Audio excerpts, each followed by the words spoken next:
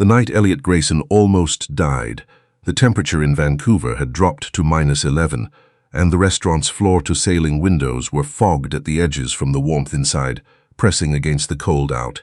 He had reserved the private corner booth at Vantage 6 weeks in advance, not because it was difficult to get. At his level of wealth, almost nothing was difficult to get, but because he wanted everything exactly right. The booth looked out over False Creek. The lights of the Granville Bridge doubled in the dark water below. A good table, a meaningful one. He had brought his mother there on her 70th birthday.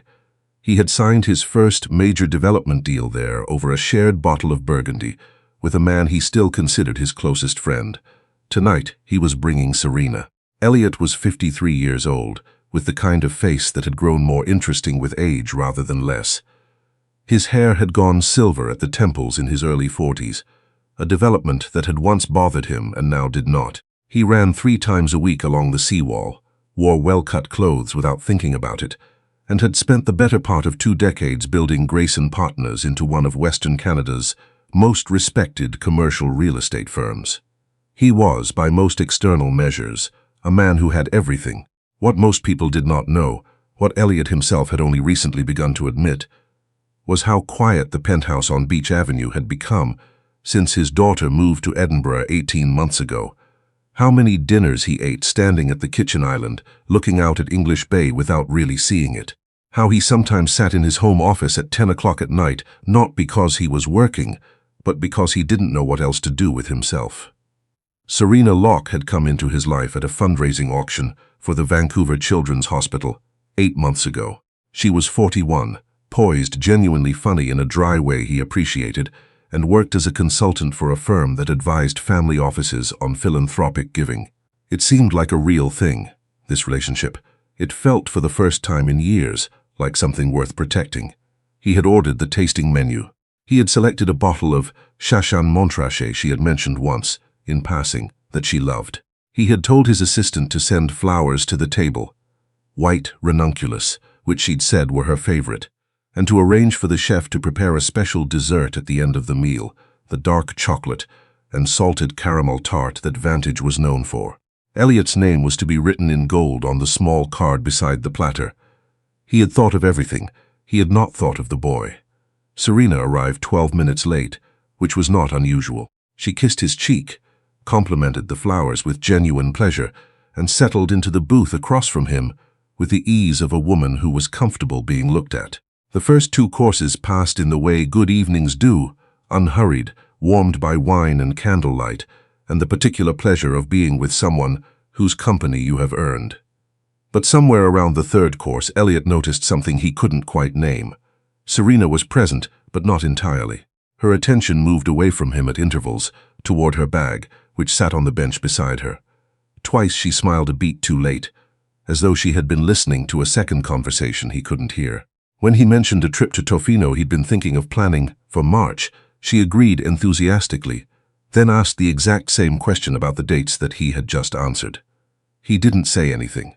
He was, by nature, a man who observed before he spoke. He set the thought aside like a stone he'd found on a path, intending to look at it more carefully later.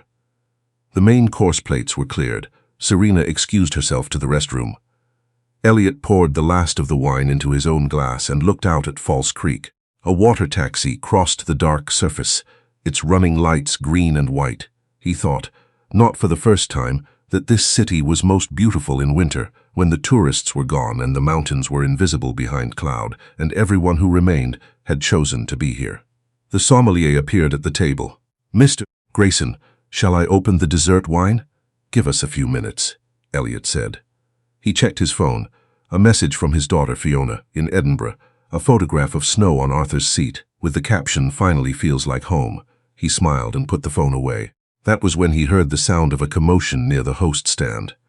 It was brief and quickly suppressed, the kind of minor disruption that well-trained restaurant staff absorbed without allowing it to ripple through the room.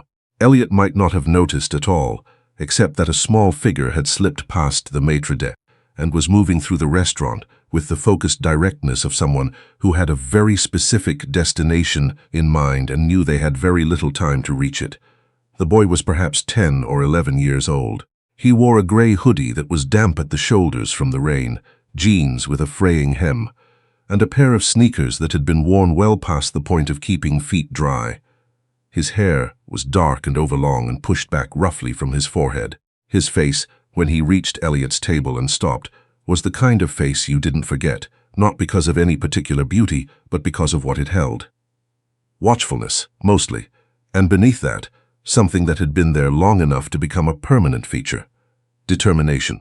"Don't eat the dessert," the boy said. His voice was low and fast, barely above a whisper. "The chocolate one, she put something in it." Elliot stared at him. "What? The woman you're with? I heard her. Outside by the kitchen door. She gave money to someone and she said—" He stopped, glancing back toward the host stand, where a server in black was moving toward them with the practiced calm of someone about to handle an incident discreetly. "She said to make it look like your heart just stopped." "Please, I'm not lying." The server reached them. "I'm so sorry, Mr. Grayson." He came in through the service entrance. He placed a firm hand on the boy's shoulder. "Come with me, son." The boy looked at Elliot one more time, not with the expression of someone demanding to be believed, with the expression of someone who had done what they could and knew they were out of time. "Switch the plates," he said, and then the server steered him away, and he was gone. Elliot sat very still. The rational part of his mind, the part that had spent 3 decades reading contracts and people and rooms, moved through it quickly. A boy off the street, a strange claim. No evidence, no context, no reason to take it seriously. And yet the way Serena's attention had drifted during dinner. And yet the fact that she had specifically mentioned, months ago, that she didn't eat chocolate, and yet the gold-lettered card on the dessert platter that would be delivered shortly, with his name on it. His hand moved before he fully decided to move it. He reached across the table, lifted the small floral arrangement from its vase, and used the action as cover to lean forward and slide the platter card into his jacket pocket. Then he repositioned himself in the booth so that what had been Serena's side was now subtly oriented toward him, and what had been his side was now toward her seat. When Serena returned from the restroom, the dessert had not yet arrived. She settled back into the booth, smoothed her dress, reached for her water. "All good?" Elliot asked. "Perfect," she said and smiled. The dark chocolate tart arrived 4 minutes later, carried by the sommelier on a wooden board with 2 small card slots. The slot that had held Elliot's name now held nothing. The card was in his pocket. Both portions appeared identical. "They look beautiful," Serena said, picking up her fork. "You know, I've heard the salted caramel in this is extraordinary." He had never heard her express any interest in this dessert before. They ate. Or rather, Serena ate, and Elliot moved his fork in a way that had convinced more than one business dinner companion that he was eating when he wasn't. He watched her. He talked about the water taxi he'd seen from the window. He asked about her sister's move to Calgary. He realized distantly, functioning on some very old part of his brain, the calm, processing, keep things moving part that had served him well in every negotiation he had ever conducted. 15 minutes after she finished her portion, Serena pressed 2 fingers to her left temple. "Headache?" he asked. "Small one. The wine, probably." But when she reached for her water glass, her hand was unsteady. Not dramatically, a subtle tremor, the kind you might miss if you weren't looking for it. He was looking for it. "Serena," he said carefully, "I think we should go." "I'm fine," she said quickly. Too quickly. "I'm expecting something. Actually, could we stay just another few minutes?" Her phone buzzed. She glanced at it under the table, and in the brief light from the screen he saw her expression do something complicated. Confusion, and then something that looked very much like fear. "Everything okay?" he asked. "Work thing," she said. Her voice had taken on a faint quality he hadn't heard before. Always something. Elliot made a decision. "I'm going to ask them to call a car," he said, keeping his voice completely neutral. "You don't look well." She started to object. He was already signaling to the sommelier. In the car on the way to Vancouver General, Serena drifted in and out of full coherence. The paramedics met them at the entrance after he called from the road. He had been careful on the phone and to the admitting team about what he said and how he said it. Not accusatory, simply factual. She ate a dessert tart at Vantage. The symptoms began approximately 15 to 20 minutes afterward. I would suggest a toxicology panel. The ER physician had looked at him with a long, evaluating look and then moved with notable efficiency. Elliot sat in the waiting area for 2 hours. He did not look at his phone. He looked at the wall and the coffee machine, and the nurses who moved through the hallway with the particular purposefulness of people who had divided the world into what they could fix and what they couldn't. He thought about the boy. There was a moment, sitting in that orange plastic chair, under fluorescent light that drained the color out of everything, when the full weight of what had almost happened settled on him. Not the fear. The fear had come and gone in the restaurant, processed and filed away where it couldn't interrupt what needed doing. What came now was something quieter, the nearness of it. How easily the evening could have ended differently. How completely he would not have seen it coming. A boy in a wet hoodie had seen it coming. When the detective arrived at 2 in the morning, Elliot was ready.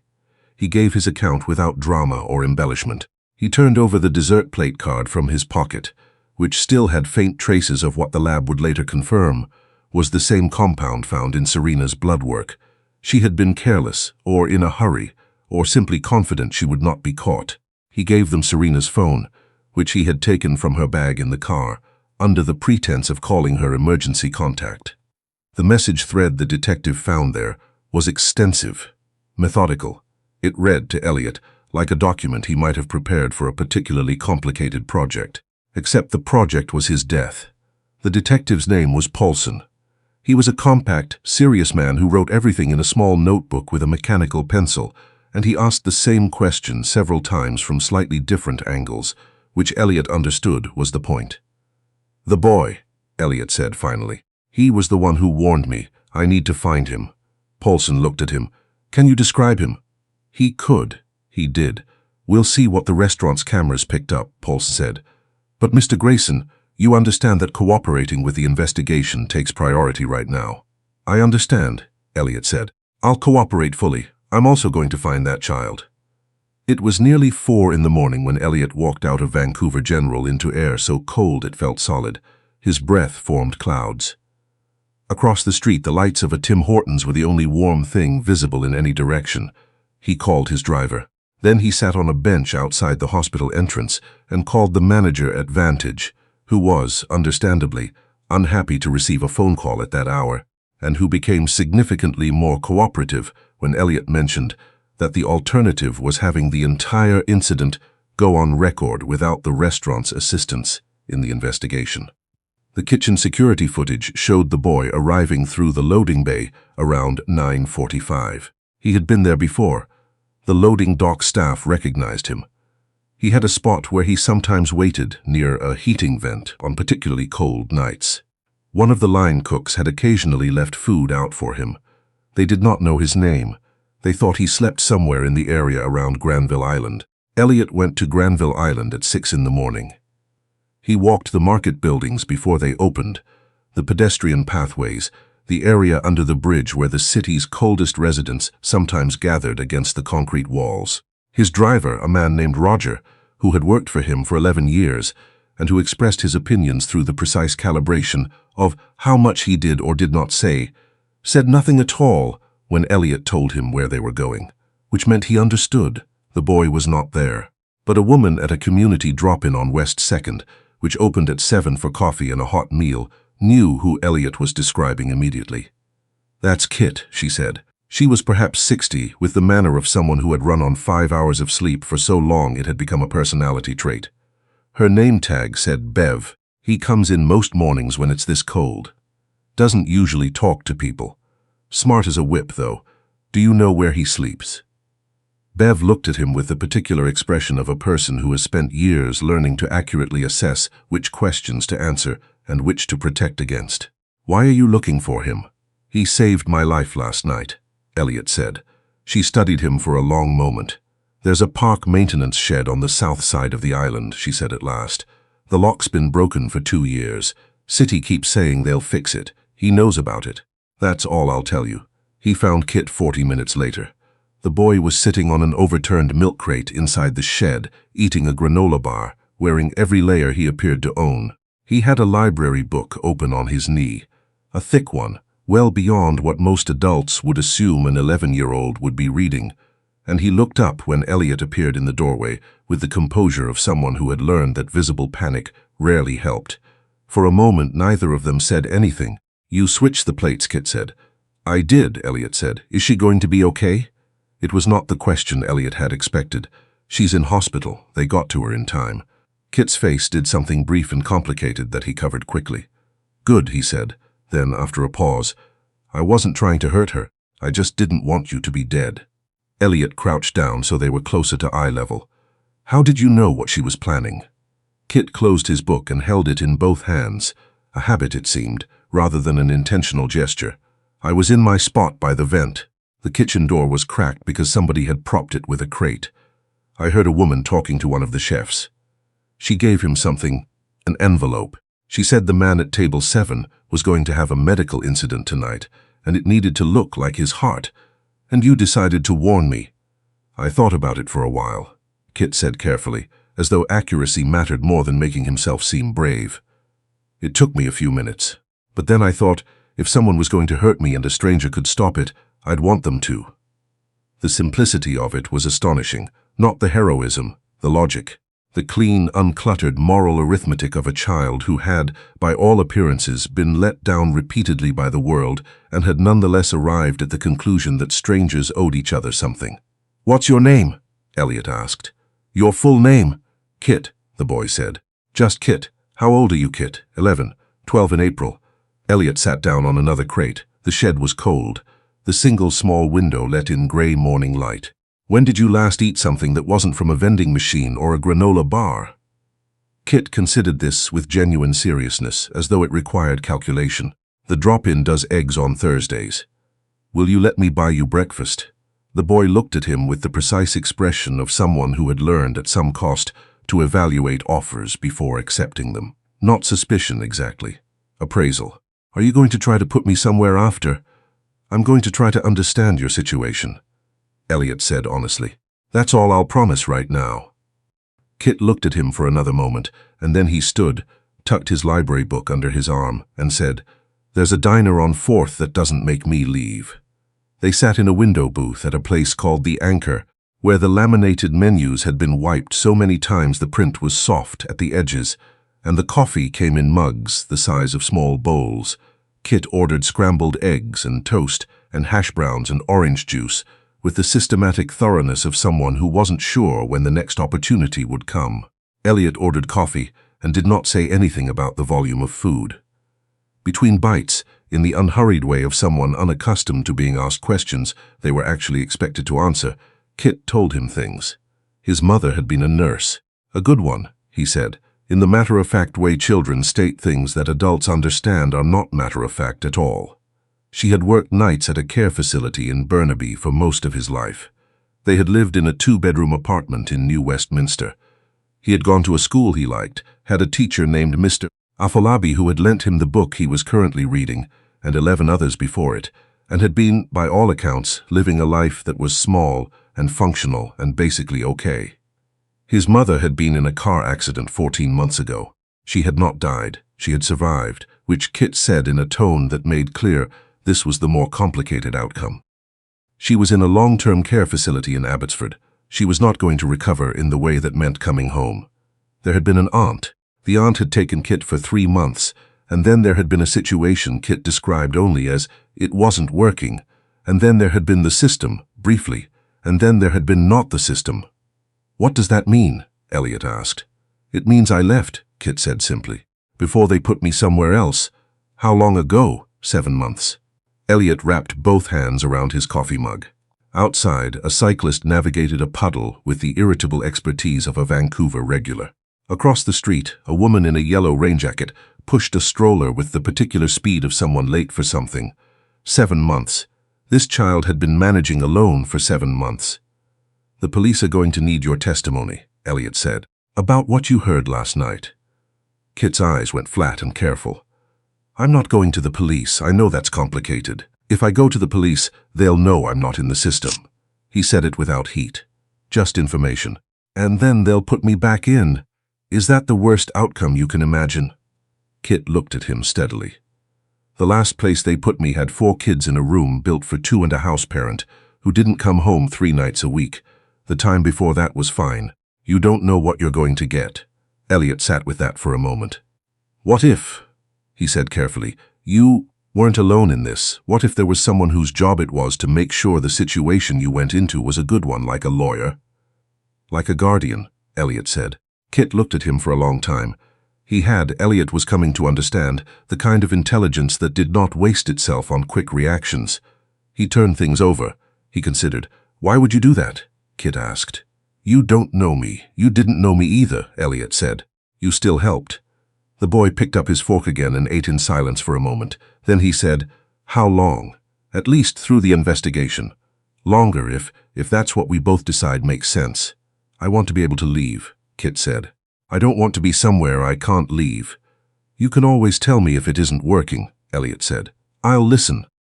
Kit looked out the window. A seagull landed on the sign above the diner door, screamed once at nothing in particular, and departed. Something about this seemed to settle something for him. Okay, he said, but I want to keep visiting my mom. We'll go every week, Elliot said. I'll drive you myself. Elliot's building on Beach Avenue had a doorman named Fernando who had seen everything in 17 years and maintained, in the face of all of it, a dignified and unflappable warmth.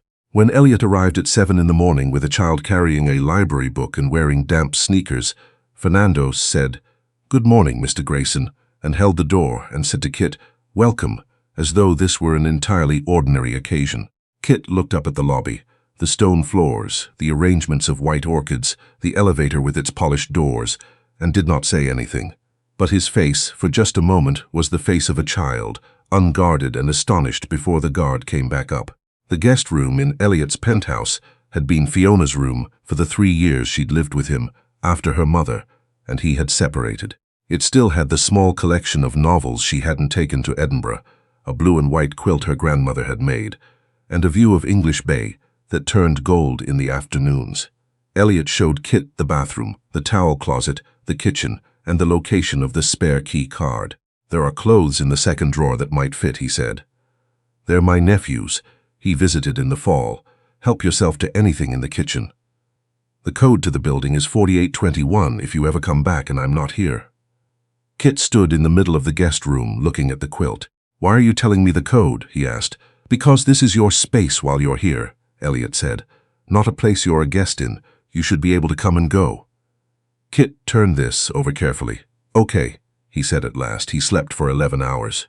In the days that followed, Elliot's lawyer arranged an emergency temporary guardianship that moved with unusual speed given the circumstances. Detective Paulson was, after several conversations and the involvement of a child advocate named Miss Ferreira, able to take Kit's statement in the penthouse with Elliot and Miss Ferreira present and a recording made for the court record, so Kit would not be required to repeat himself. Kit's testimony was precise, detailed, and utterly credible. He recounted what he had heard with the accuracy of someone who had understood, even in the moment, that the details mattered. The envelope Serena had handed the chef, the specific language she had used. The fact that she had double-checked the time and told the chef she would confirm by text when the guest of honor had finished the main course. He had also, in a development that made Detective Paulson pause mid-sentence, taken a photograph. You had a phone? Elliot asked, surprised. Kit reached into his hoodie pocket and produced a phone so old it was practically archaeological. Found it, he said, behind the shoppers on Davy. Battery only lasts about 2 hours, so I don't turn it on much. He scrolled to the photograph, blurry, taken through a propped open door, but unmistakably showing Serena and a man in kitchen whites, and the corner of an envelope changing hands. I didn't know if it would be useful, Kit said, with the studied casualness of someone who absolutely knew it would be useful. But I took it anyway. Paulson looked at the image for a long time. Kit, he said carefully, you said you've been living rough for 7 months. Yeah. And in all that time, you've encountered difficult situations. Yeah. Why this one? Why did this feel different to you? Kit thought about it seriously. The way Elliot had come to understand, he thought about everything that deserved thinking about. Because most things that happen out there, he said, happen to people who are already outside the system, where no one's looking. But this was going to happen inside, in the middle of all these people, and nobody would ever know it wasn't natural. He paused. That felt wrong in a different way. Like, if that can happen in there, with all those people around and nobody noticing, then nowhere is actually safe. Paulson closed his notebook. "You're going to be an important witness," he said. "I hope you know that what you did was exceptional." Kit shrugged with the practiced indifference of someone who does not know how to accept a compliment, but his ears went pink. Serena, whose name the investigation revealed, was actually Serena Croft. Identity acquired through channels the fraud unit found both sophisticated and annoyingly well constructed, was charged with attempted murder, conspiracy, and aggravated assault.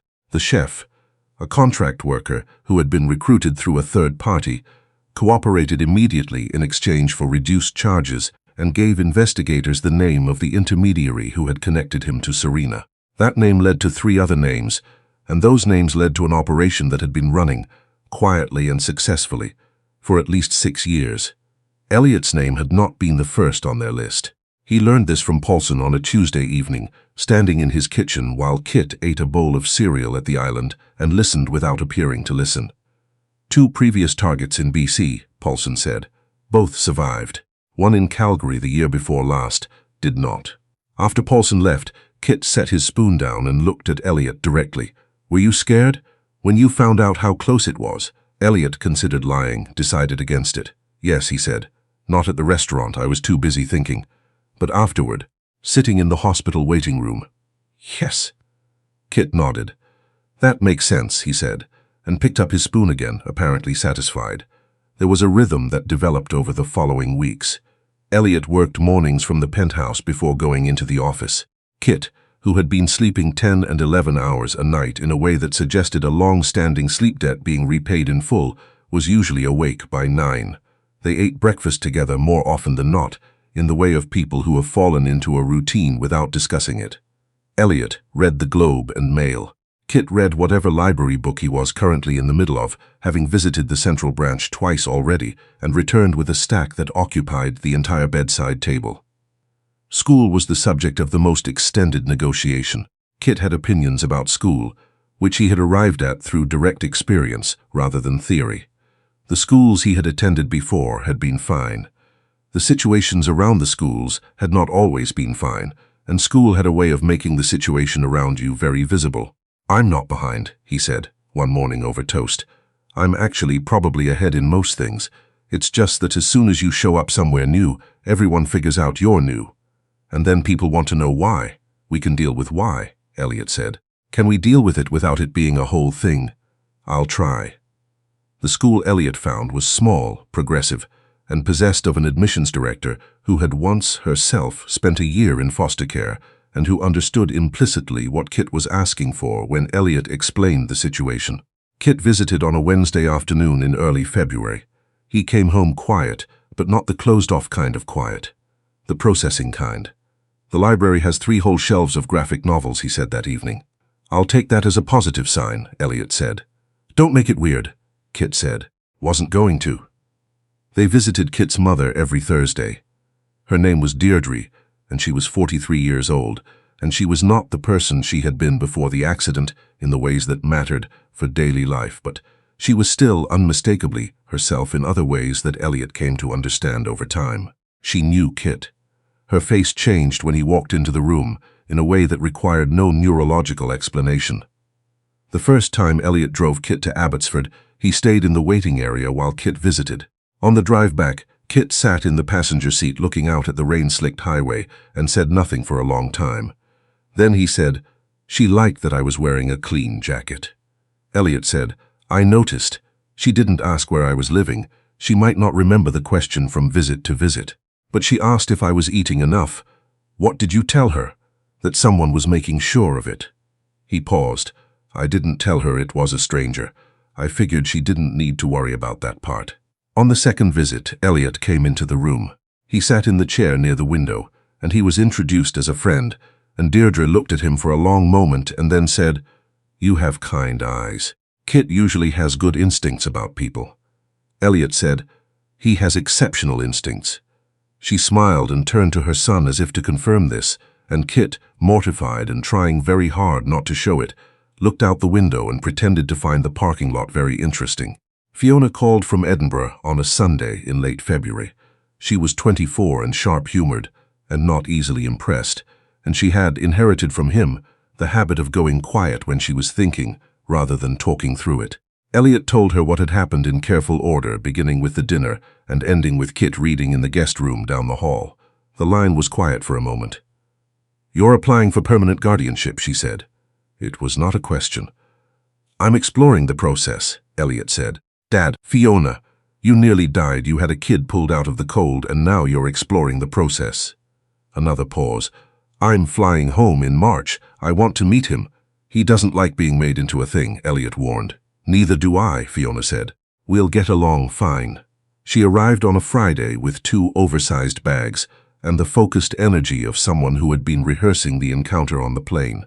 She walked into the penthouse, dropped her bags, looked at Kit, who was sitting at the kitchen island with a book and a glass of water and the carefully arranged expression of someone who was not nervous at all, and said, "Is that Ursula Le Guin?" Kit looked down at his cover and then up at her. "Yeah, which one?" "The Dispossessed. That's the best one," Fiona said. "Fight me if you disagree. I'm Fiona.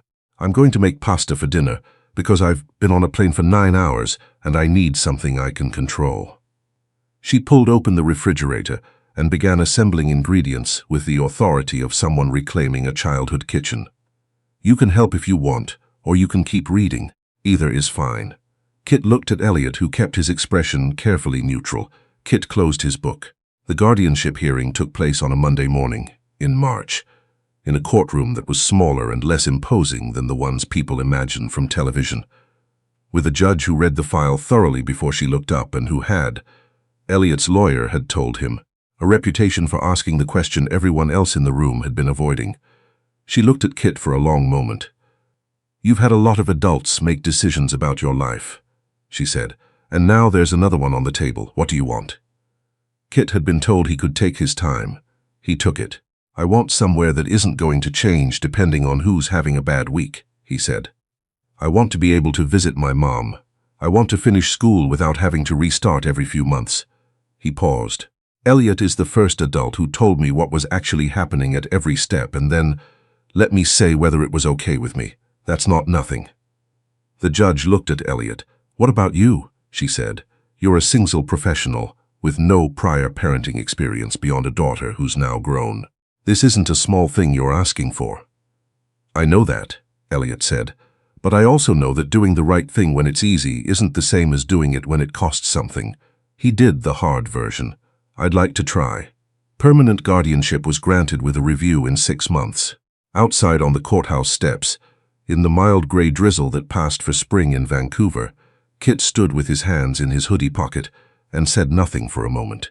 Fiona, who had come down from Edinburgh for an extra week to be present, stood beside Elliot with the careful stillness of someone giving someone else space to feel something. "It's not the same as it used to be," Kit said at last. "Before the accident, I mean. That's not coming back." "No," Elliot said. "It's not. This is different. Not worse, just different, yes." Kit looked out at the street where a bus was pulling away from a stop and a woman was running to catch it and not quite making it and taking it with a shrug. "Okay," he said. "I can work with different." In May, Elliot established something he called, simply, the Compass Fund. Its focus was straightforward.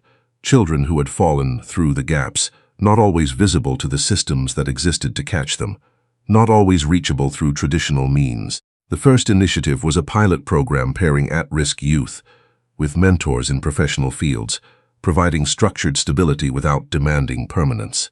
Kit at 12 was both too young and somehow exactly right to sit in on the planning meeting, and contributed 3 observations that Elliot's team incorporated directly into the program framework. The Thursday visits to Abbotsford continued. The library stack on the bedside table was replaced and replaced again. Fiona came back for a month in the summer, and the 3 of them drove up to Whistler for a long weekend, where Kit stood on his first ever ski slope and assessed it with the same serious appraisal he applied to most things, and then, with spectacular stubbornness, refused to fall down more than 4 times on the first run. On a Saturday morning in September, a year after the night at Vantage, Elliot found Kit on the penthouse balcony before the rest of the city was properly awake. He was in his jacket, library book closed on his knee, looking out at English Bay, where the water was flat and pewter-colored and the mountains to the north were beginning to show their first snow. Elliot brought 2 mugs of coffee and set one down beside him, which Kit accepted without comment, which was a new development, and suggested he had started actually liking coffee, a fact Elliot chose not to remark on. They sat in the kind of quiet that had become, over 12 months, its own language between them. "I was thinking," Kit said eventually, "about that woman in the restaurant, Serena. Yeah. She put a lot of effort into something that didn't work because of someone she never planned for." He turned his mug in his hands. "She thought she'd thought of everything." "She had," Elliot said. "Except you." Kit looked out at the water for a moment. "I think a lot of plans fail that way. Someone gets left out of the calculation, someone who's supposed to be invisible." Elliot was quiet, understanding that the thought was still forming. "I think that's why I want to work with the fund eventually," Kit said. "When I'm old enough to actually do something. Because the people who get left out of the calculation, they're not invisible. The calculation is just wrong." Elliot looked at him.